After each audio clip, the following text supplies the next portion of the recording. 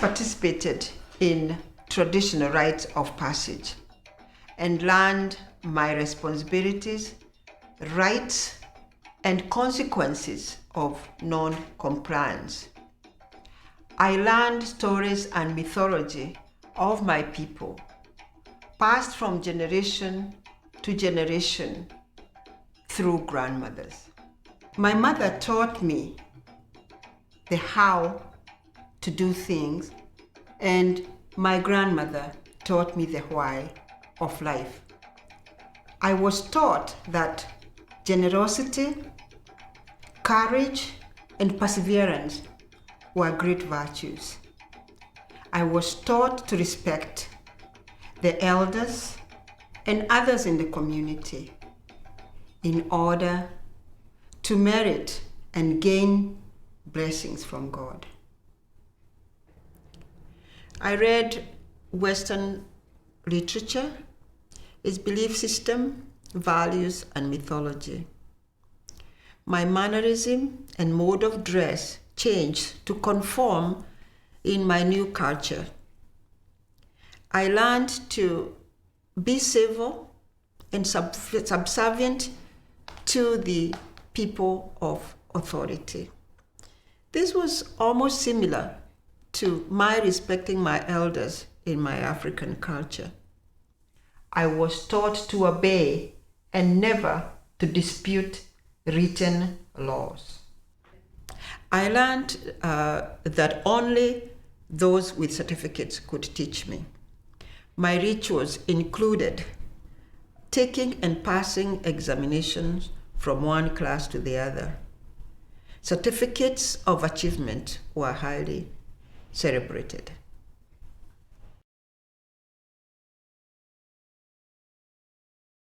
The community was an open theater for me to observe and copy songs and rhythms of lived experiences. I was allowed to dance with boys and girls my age. I was welcome sometimes to dance with older people. The proverb that says, "Kanyagatunene munenga neredio," or that what goes round comes round, was paramount. It became the guiding principle for my interaction in the community. I gained trust from my elders. Structured learning took place in a classroom at a designated time. We were not allowed to speak without putting our hands up. The clock regulated everything that we did, from changing from class to class, and if one was late, we were punished.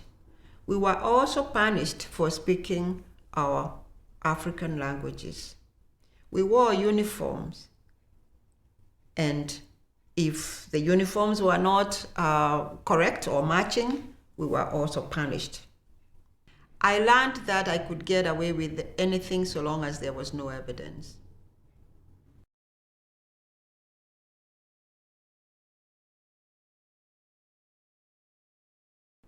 Music and dance was a part of nature and a way of life. We sang songs to soothe and please the soul, to exchange information for teaching and guidance. We sang songs for needs. We sang songs for Thanksgiving. For example, there were songs for sowing the seed, cultivating, harvesting, time of the day and night, age groups, activities, and rituals. Songs were also used to inform people of imminent danger because there were no telephones. And the accompanying instruments were chosen so carefully to ensure that the nature and purpose of the music. I learned Scottish dancing and other Western steps and dance. African dance was considered sin. The Western music was written in notes, and we sang in choir on Sundays. We all went to church and I read my Bible and confessed my weekly sins. School rules were written and had to be observed. One rule prohibited us from sleeping on our backs so as to keep sexual thoughts away. We were not allowed to write or speak to boys. The school headmistress had the right to intercept letters that she suspected came from boys.